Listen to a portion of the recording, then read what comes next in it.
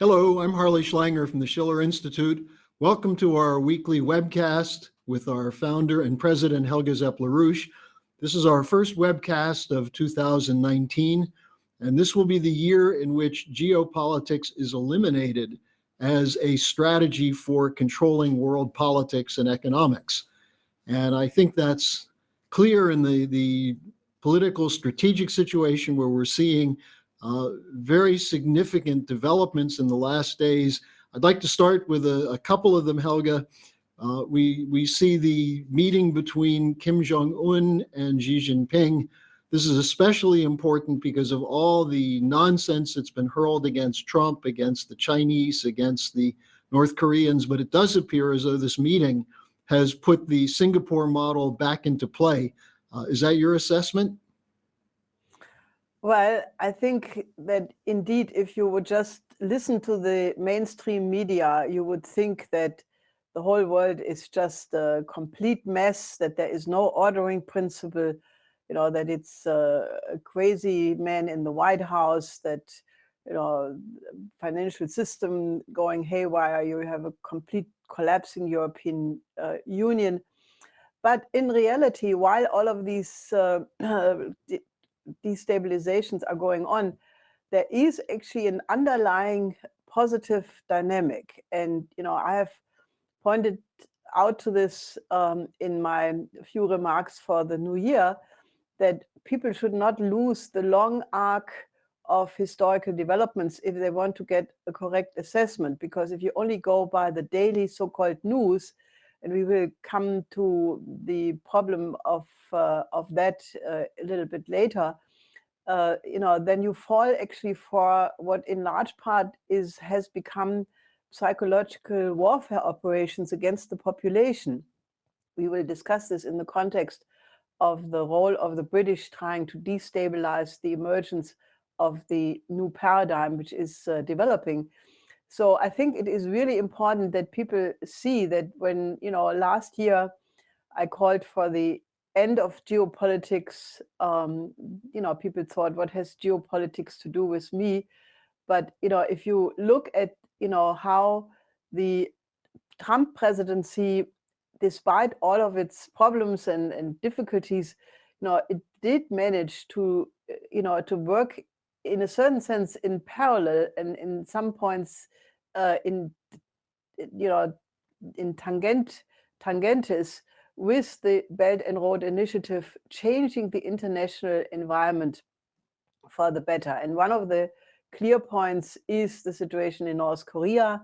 Another one is the Chinese-Japan rapprochement, the relationship between China and India, India-Pakistan, new developments in the Middle East, Afghanistan, the Horn of Africa. They're all of these areas are positive developments underway, which you would never get if you just listen to the mainstream media.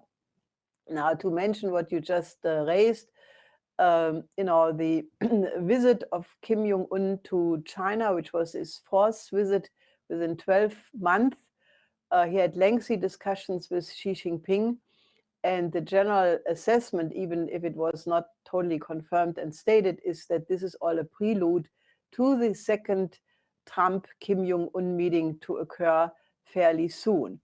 Now, also we know that the situation between North and South Korea is actually on a good way.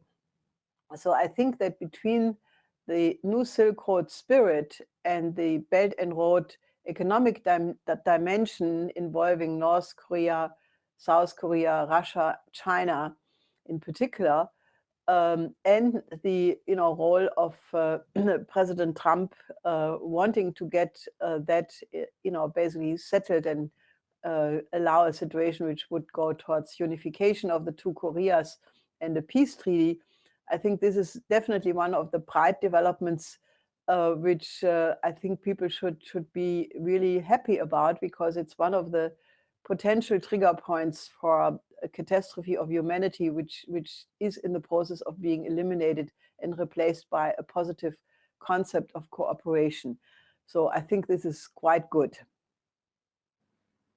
And we've also been getting relatively positive reports on the 3-day meeting that took place between US trade representatives and Chinese trade representatives in Beijing. So this could be a way of putting the US-China relationship back on a much better footing, isn't it? Yeah, especially if you keep in mind that the geopolitical forces on both sides of the Atlantic, they do not want China to be prosperous. Now that is a futile effort, because the idea that you can suppress the rise of a country of 1.4 billion people, which is more or less doing the right economic policy, is just completely ludicrous. So therefore, if I mean, in the whole real target remains the intention of China to become a world leader in several categories of science and technology, the famous China 2025. So in light of that, it is very good that this trade relationship seems to be back on track. And I think that was, again, the result of the personal relationship between Trump and Xi Jinping and their personal meeting on the sidelines of the G20 in Argentina. So I'm not yet saying this is all resolved, because there are many Damocles swords hanging over the situation. But one also has to note that the big catastrophe, namely the real clash between the two largest economies in the world, seems to be, at least on a course to be avoided. So that's a second positive sign. And then another situation which may not be fully resolved either, but which is moving in the right direction, is Syria. It was reported today that the US is beginning to move some military equipment out of Syria. There's been a lot in the media. There was Bolton and Pompeo in the region, seemingly putting out conflicting statements with the president. But Trump came out again and said, look, our policy is to get out. And in the meantime, he's talking about working with the Russians, Turkey, even Iran. So this looks like the Astana process is moving in the right direction. And it looks as though there could be, it looks as though Trump really does intend to pull the troops out. Yes, obviously, the Astana process is the only road to resolve the situation, because naturally the conflict between Turkey and the United States around the Kurdish question remains. The Kurds seem to have now asked the Assad government for resolving this problem, which would be the best thing, because if you have a unified Syria under a unified government with a constitutional process underway, elections coming, the Syrian people taking care of their own destiny, the large neighbors, especially Russia, Turkey, Iran, being sort of the guarantors of the whole process as it was defined in the Astana process. I mean, that is obviously the really good way to resolve this terrible, horrible situation in Southwest Asia. And I can only say again, the same people who were yelling, "Ami, go home," just a couple of years ago, they were the first ones now demanding the United States should remain the world policeman. I mean, there is a certain irony in the situation, because if President Trump basically moves with all the difficulties he has in terms of the opponents of his policies in his own administration, the Democrats, that he is indeed making good on his election promises, that he will end these permanent wars of his predecessors, then this is very, very good, and people should be happy about it. And I think people really have to constantly think, why do they now believe things and say things which, in a sense, go completely against what they believed only a couple of years ago. So I think that the United States is indeed moving to pull out of Syria, and that there are also signs that they intend to move out of Afghanistan and go for a diplomatic solution. I think these are actually very good developments, and anybody who is not a complete moron should be happy about it. Well, apparently there are a lot of morons out there in both parties in the United States. But Helga, I think the other really positive development is the space program in China. The Chang'e 4 has landed. It released a rover, and this is generating optimism not just in China, but around the world. Well, I think optimism, but also a certain amount of shock. As a matter of fact, one could almost speak about a similar effect like the Sputnik shock, which was when the Russians or the Soviets at that time were able to put the Sputnik in space. Now, basically, the world was, given the media control, trying to suppress any such developments. The world was relatively surprised by the fact that the Chinese did indeed manage to land both a lander and a rover on the far side of the moon very smoothly without any problem, and are now in the process of investigating the environment around these two vehicles. So I think that this has never happened. This is a first in the Chinese just wrote space history. We know that the aim of this whole operation is not only to get a much better insight into the far distances of our galaxy, because the far side of the moon has many advantages in terms of that it's protected from a lot of noise and radiation, so that all the instruments work much better. But also the aim is to eventually mine helium-3 on this far side of the moon as a fuel for a future thermonuclear fusion economy on the planet Earth. So this is the most advanced thing any nation did in terms of space space research and space fare. Naturally, some people try to dampen it and said the Chinese are still years behind in terms of manned space travel.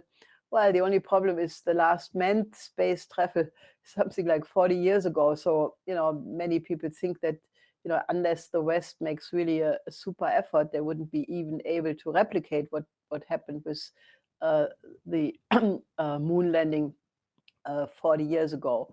So I think this is really good. As the Chinese have said, this is a step for all of mankind. And obviously, this shows you, what mankind can do, what human creativity is able to do once you focus on, what Xi Jinping always calls the shared community for the future of mankind.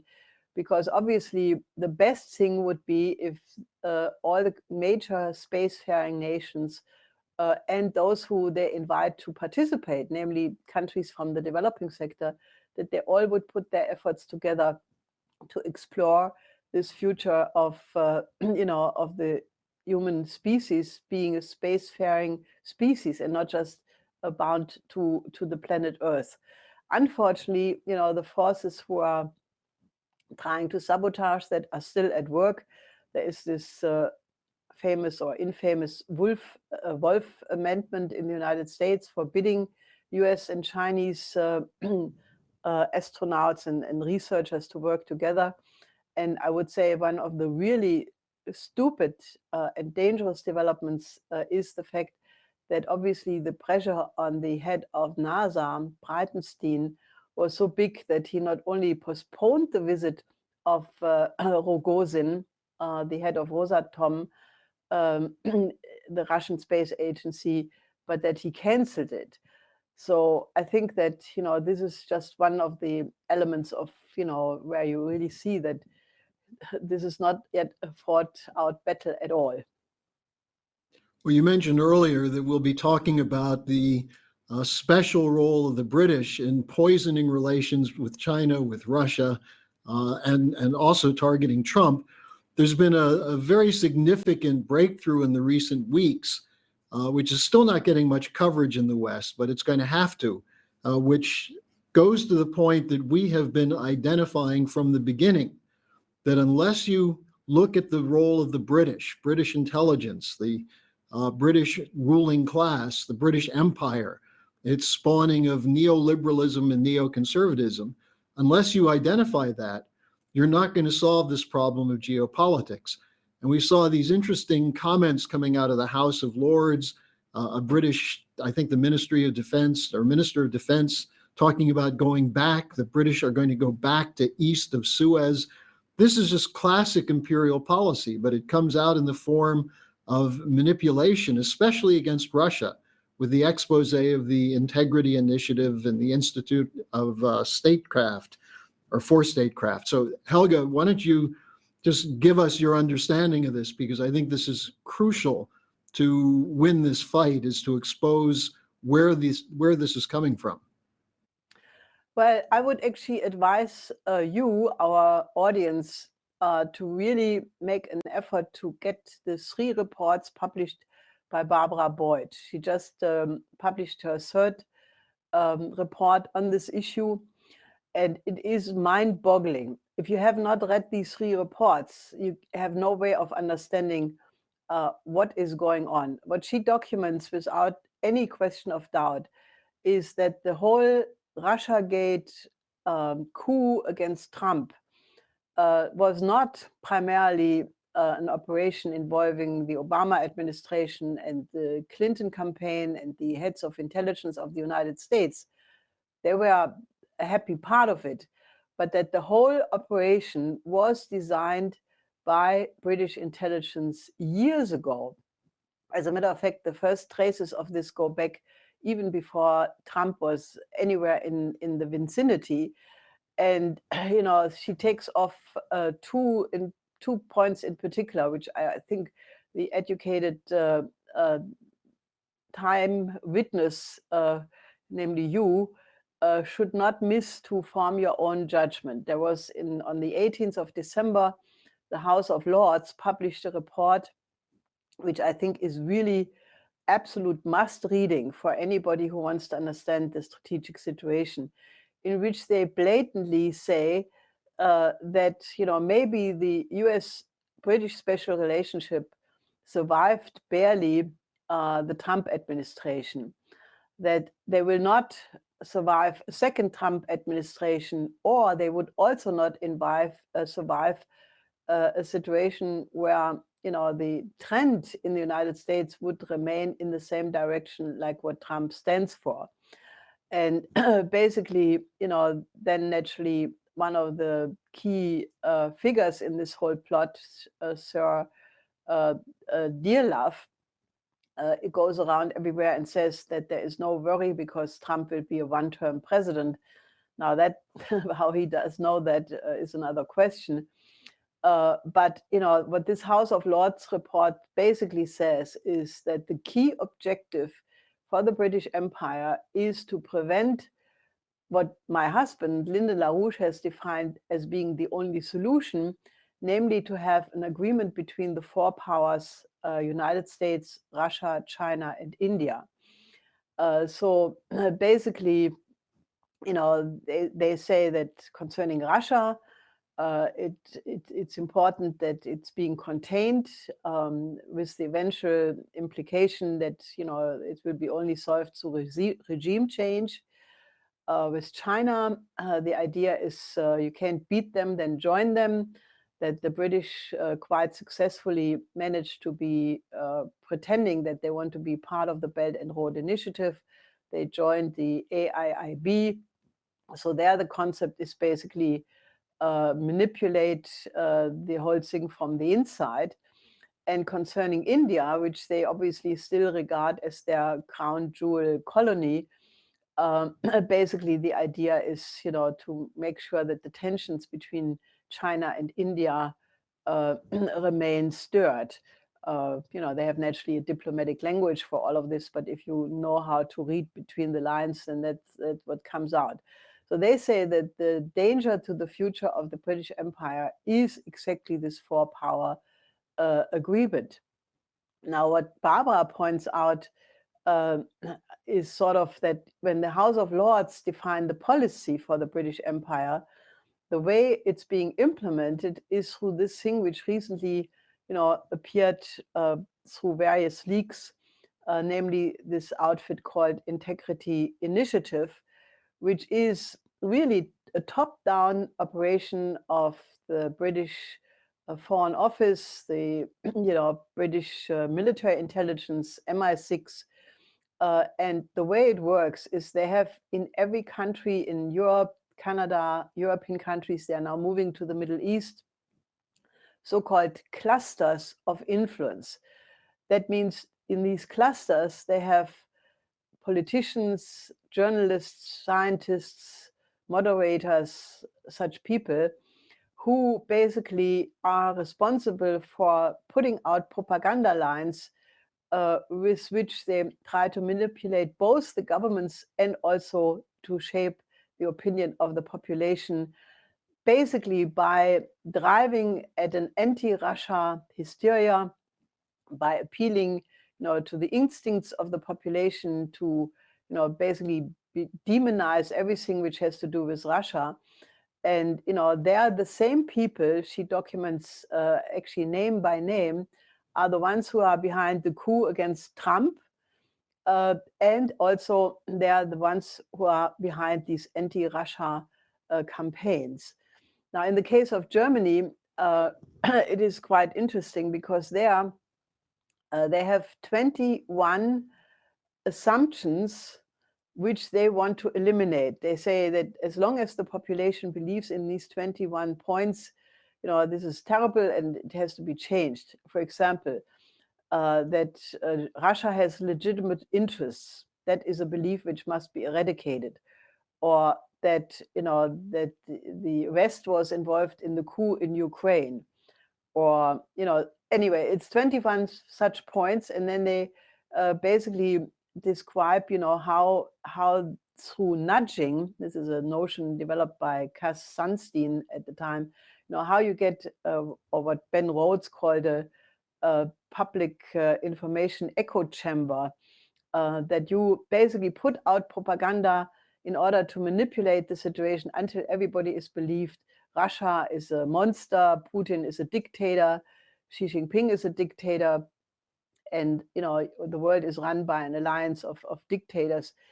Anyway, I think I would like people to read these reports by Barbara Boyd, because once you read that, or you can also listen to her chat, which she just did yesterday, when you read that and listen to that, you realize that what most people think are ordinary news coming through the mainstream channel, that is all part of a gigantic manipulation. Now, obviously, for me saying this right now, that proves I'm a Putin troll right here. No, I'm not. I can assure you, I'm quite an independent thinker. And but according to this psychological warfare, if you use certain terms, that proves you already are in the camp of the Russian camp. Now, I think it's really important for mental hygiene that people read that and then they look how it works, because there is only one medicine to neutralize this, and that is that people have a clear understanding that by the end of World War II, the line among British intelligence was that they studied Goebbels and that their intention was to, as they called it at the time, to out-Goebbels Goebbels. And indeed, that this is exactly what we see today. So I would really encourage you to read these 3 reports and help them to spread as far as possible. And Helga, it's so bizarre. There's an operation called Prop or Not, which is one of the agencies that's supposed to police Twitter. And they put out a list of words that show that the people who use them are probably Russian agents. Words like neoconservative, corporatist, imperialist, establishment. And someone was responding to this saying that, well, that must mean that Irving Kristol and William Kristol, the 2 most prominent neoconservatives, are Russian agents because they founded or they coined the term neoconservative. That's how bizarre it is. Now, we have a couple more things we want to get to that are crucial in this context. I think just in terms of Germany, which you mentioned, there are these 2 new reports out from the Industry Chamber and from the Handelsblatt, which essentially are new attacks on China at a point at which there have been a series of conferences in Germany where German industry or smaller businesses seem to be welcoming China. So this is part of the same fabric of disinformation and lies, isn't it? Well, I think it's again very stupid, because if you cut the branch of the tree on which you are sitting, it's not so good for your extremities or your behind, because you tend to fall on the very same one. So I think this is really idiotic, because you have a European situation which could not be more, it will probably be more chaotic, but it is already in complete flux. You have the tensions between Italy and France escalating. The Italian government is doing a lot of correct things. So they just took over a bank in Genoa, which was in jeopardy, in order to prevent a European Union bailout, bail-in operation, and in that way asserting a certain degree of national sovereignty. Naturally, the fight between the French and the Italian government is really escalating. That Macron a couple of months ago had called the Italians the lepra because of the refugee situation. And now basically the Italians said, we don't want to be lectured by France, because the only reason why we have a migrant problem is because of the result of the French colonial policies in Africa. So that tone is not exactly one of friendship. Naturally, the situation in France is much more interesting than people think, because the Yellow Vests is a very interesting and serious developments. I mean, these are people who are not so far linked with any political party, but they respond to the fact that the injustice of the present economic system is just not bearable for them anymore. And this is not going to go away. It is very similar. It has similar elements like the people who voted for Trump, the people who voted the Brexit vote, and also the people who voted this present Italian government in. And it's generally part of a global revolt, an ongoing global revolt against the neoliberal policies, which the same British intelligence, which we just mentioned before, tries to say does not exist. They say it's anxiety, economic anxieties of the commons, but it is the result of the neoliberal policies. So you have that process in France. Then naturally, not very far away is the European Parliament election. And we have indications that, for example, in Austria, there may even be a referendum on the EU membership of Austria, because many people say that in the 19 years or in the 20 years Austria has been a member, it has not benefited, and it just prevents an independent policy of Austria. So I think, rather than recognizing the advantage of cooperating with the Belt and Road Initiative, especially in such projects as the reconstruction of Syria, the development of Africa, you have these really backward tendencies, which obviously have captured the leadership of the BDI as well, and unfortunately also parts of the CDU Economic Council, that they put out these anti-Chinese propaganda pieces. But there are also many people who basically listen to the Schiller Institute and understand that the future of the German industry is to work with Russia, with China. And, we will escalate our campaign in this coming year to really make sure that everybody can see what is at stake. It's a new paradigm or a collapse of civilization. And obviously, it is the question of shaping a positive future for humanity, which is at stake, and not just some economic business interest. And Helga, we're a little bit short on time, but I do want to get your thoughts on what's happening with this hypocritical opportunism of the Democrats in the United States, drawing a line at the wall, the border security question. And what people are missing is there's a bigger question here, which is, it does appear as though the new president of Mexico, Andrés Manuel López Obrador, is working with the Trump administration on economic development prospect. There's a new fund that's been established, things moving in that direction. And in fact, what it looks like is a potential to revive one of the great proposals of your husband, Operation Juarez. So it does appear as though this has to be the opportunism, the trench warfare that's gone on. There is a way out of it, isn't there?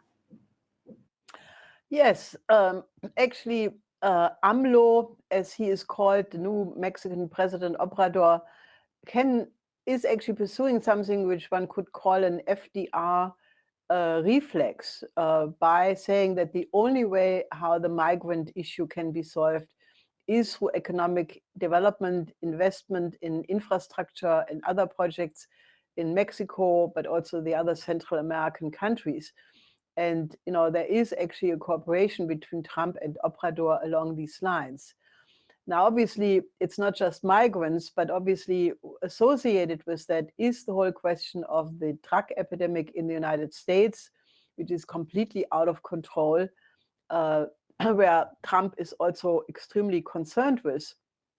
And, I actually would say that, we have designed, my husband has designed many decades ago, a policy which I would really like to put on the table, because, he commissioned at the time a study which was called Dope Incorporated, which was the proposal that with modern technology, NASA and other means, you can spot every single square centimeter or square inch of drug production in the appropriate countries. You can spot the trade routes, the money laundering through the banks, and that way you would actually be able to really destroy the drug traffic for good, especially when you combine it with Glass-Steagall, because as many UN officials have pointed out, the whole Western system of the financial system would have collapsed a long time ago, but for the laundering of the drug money. So the best approach to deal with this would be to go with the Dope Incorporated NASA high technology approach, stop the money laundering through Glass-Steagall, basically shut the whole casino aspect down, and then go for an FDR policy, not only for Central America, Latin America, but also for the United States itself. So I think that is an ongoing battle, and naturally, given the fact that the government shutdown is still going on, the conflict still exists. I think it's time to discuss such proposals, because they actually would really solve the problem on a much, much higher level.